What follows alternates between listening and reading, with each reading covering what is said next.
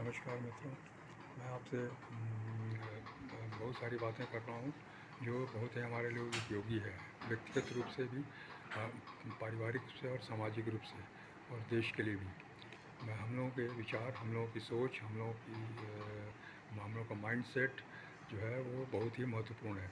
इसका एकमात्र आज यह सच्चाई सिद्ध हुई है 21वीं शताब्दी में इस नई शिक्षा प्रणाली के माध्यम से कि हमारी सोच है वही सब कुछ है, हमारा माइंडसेट है वही सब कुछ है, वही 100% काम करता है। हम जिस भी परिस्थिति में हैं, जिस भी कैपेसिटी में हैं, जिस भी लेवल पर हैं, हम जिस भी उम्र के पड़ाव पर हैं, हमारी सोच ही काम करती है। हमारी सोच ही हमको ऊंचा उठाती है या नीचा गिराती है। और कोई बाहरी फैक्टर्स, बाहरी कोई प्रतिबद्धता, बाहरी परिस्थितियां हमें ऊंचा या नीचा नहीं उठाती। ईश्वर की कृपा हमें हमेशा हमारे ऊपर है। हम कभी ईश्वर के को भाजन नहीं बने और नहीं बन सकते हैं। सिर्फ अपनी विचारों के कारण हम ऊंचे उठते हैं या नीचे गिरते हैं। यह बिल्कुल मानने वाली बात है, इसको हम नकार नहीं सकते। हम लोग दूसरों को दोष देते हैं, दूसरों को हम जिम्मेदार समझते हैं अपनी असफलताओं के लिए, अपने गिरावट के लिए, अपने आर्थिक, अपने परेशानियों के लिए, अपनी समस्याओं के लिए। लेकिन हमें यह मानना पड़ेगा कि ये हमारी सोच है, हमारी सोच का नतीजा है जिससे कि हम आज इस स्थिति में पहुँचे हैं। और हम इस स्थिति से निकल सकते हैं अगर हम अपनी सोच को बदलें, तो अपनी स्थिति के हम निकल जाएंगे। जैसे एक कहानी मैं बता रहा हूँ। एक व्यक्ति था जो बहुत गरीब था, और नौकरी भी छूट गई थी उसकी, और बहुत आर्थिक रूप से परेशान था। और सब लोग उसको, परिवार के लोग उसे नापसंद करते थे, क्योंकि उसने जो भी प्रयत्न किया पैसे के लिए वो सब असफल रहा।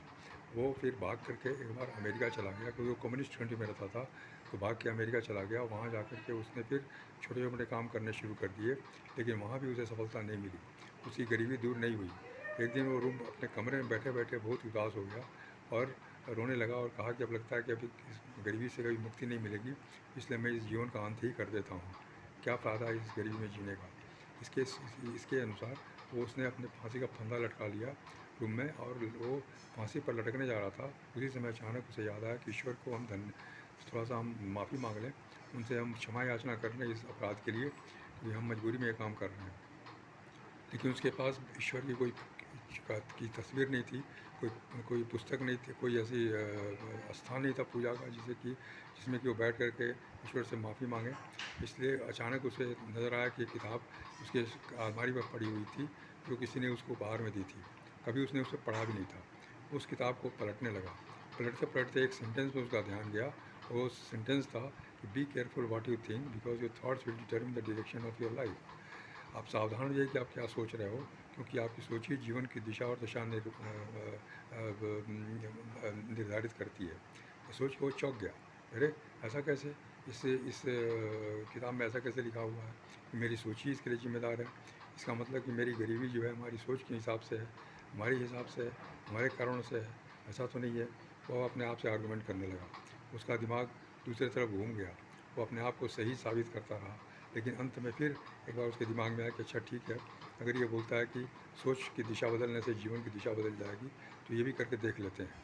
वो उसने फांसी का जो फैसला था वो टाल दिया, और दूसरे दिन सुबह सोचा कि हम पुस्तकों की दुकान में जाकर नौकरी करेंगे, ताकि वहाँ पर मुझे फ्री में पुस्तकें मिलेंगी, और उसको पढ़ करके अपने जीवन की, अपनी सोच की दिशा को बदलेंगे, और तब देखेंगे कि जीवन की दिशा बदल रही है कि नहीं बदल रही है। वो एक दुकान में जा कर के नौकरी करने लगा, किताब की दुकान में। वहाँ जब भी उसे मौका मिलता वो अच्छी अच्छी किताबें निकाल के पढ़ता था। पढ़ते पढ़ते वो फिर घर ले आता था। घर में भी रात रात भर जग के पढ़ता था। फिर जो भी उसे अच्छा लगता था उसके वो नोट्स बनाता था, नोट्स लिखता था वो। नोट्स लिखते लिखते करीब 6-8 महीने में उसने 4-5 किताबें पढ़ ली, और उसने अच्छे नोट्स बना लिए। बहुत सारे नोट्स उसने भर दिए डायरी में, रजिस्टर में, और उसे वो पढ़ने लगा। उसे वो बहुत ही अच्छा लगता था। नोट्स उसके बनाए हुए थे, इसलिए वो अपने आप को गर्व करने लगा कि सब हमने बनाया है, हमने लिखा है। फिर उसको प्रिंट आउट करने के लिए पब्लिशर के पास गया, लेकिन पब्लिशर ने मना कर दिया। दूसरे पब्लिशर के पास गया, उसने ही मना कर दिया। इस तरह से वो 100 पब्लिशर्स के पास गया, उसने मना कर दिया। फिर एक सवेरे के पास गया वो, उसने उस पुस्तक को छाप दिया। वो पुस्तक जो है बेस्ट सेलर बुक हुई। उस पुस्तक का नाम है the best salesman of the world. और वो आदमी जो है वो लेखक बन गया, वो बहुत बड़ा ऑथर बना, बेस्ट सेलर राइटर बना। क्यों? कि उसने विचार की दिशा बदल दी। उसके विचार की दिशा बदल दी कि पुस्तकों के कारण उसके विचार की दिशा बदल गई और वो जहाँ आत्महत्या करने वाला था उसके स्थान पर वह एक प्रसिद्ध लेखक बन गया, वक्ता बन गया।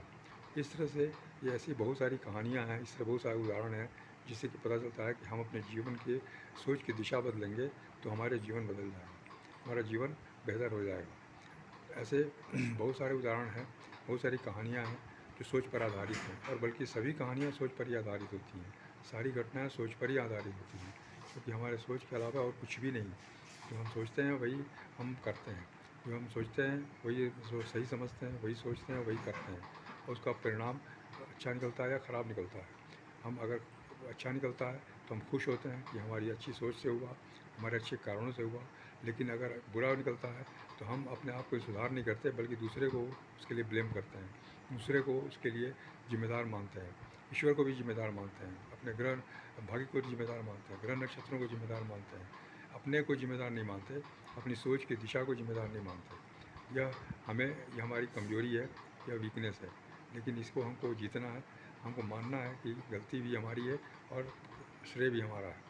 इसलिए हमें सोच समझ के काम करना है और सारी स्थितियों को सुधारते हुए काम करना है, सारी परिस्थितियों को सुधारते हुए काम करना है और अपने आप को मजबूत बना के रखना है।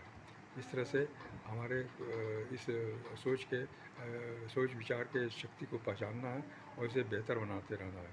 इसके लिए पुस्तकें पढ़ना बहुत ज़रूरी है, हर तरीके से पुस्तकें पढ़ना चाहिए। जब भी समय समय मिले, बल्कि समय निकाल के पुस्तक को पढ़ना चाहिए। समय मिलेगा नहीं, बल्कि समय निकालना पड़ेगा। कई लोग बोलते हैं कि हमें पुस्तक पढ़ने की इसका समय नहीं है। आखिर वो क्या करते हैं पूरे समय में? सिर्फ काम करते हैं। काम करने का तरीका उनको आप जो सोचा है, जो जानते हैं, उसी के हिसाब से काम करते हैं।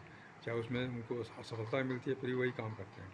लेकिन अगर हम आधे घंटे पढ़ करके, सीख करके, जानकारी लेकर हम काम करेंगे तो अवश्य हमारे रिज़ल्ट अच्छे आएंगे। इसलिए हमें अपने आप को पढ़ने के लिए, सीखने के लिए तैयार करना है। हमेशा उसके लिए उपयुक्त दिमाग खोल के रखना है, ओपन माइंडेडनेस रखना है और सीखने के तैयार रहना है। तभी हमारा आत्मविश्वास बढ़ेगा, आत्मबल बढ़ेगा और हम सही दिशा में आगे बढ़ सकेंगे।